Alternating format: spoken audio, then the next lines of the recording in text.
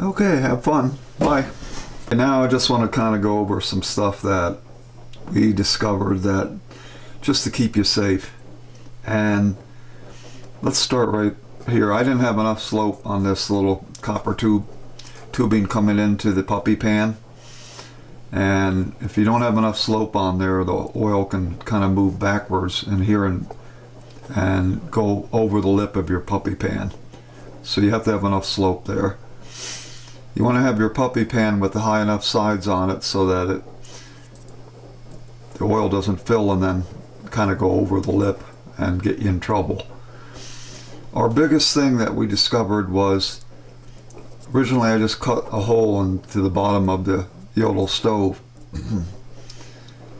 and had to end up putting a rectangular pipe up in here and using furnace cement on there because oil had run out over the puppy pan, and then it got in here and it dripped down into here and flaming drops came down in here, and it really scared us. That's like a little safety pan with fire brick underneath it, and ours is in a cargo container, so it's a metal floor underneath anyways, but it smoked the shop up. And you want to have your oil with no water in it. If you have water in it, you're going to hear sizzling as it burns. Don't leave it unattended, and burn it hot enough, because if you don't, you'll get black soot up in your chimney. Start your stove slow, and then you can speed things up, but you don't want to start pouring tons of oil in before you have a really hot fire.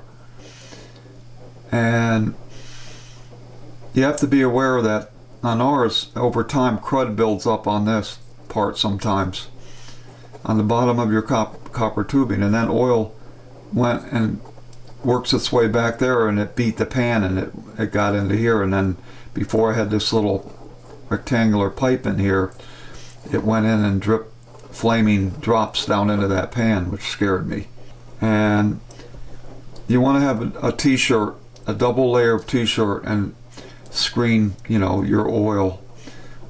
And that's very important so that the valve, it doesn't end up messing your valve up.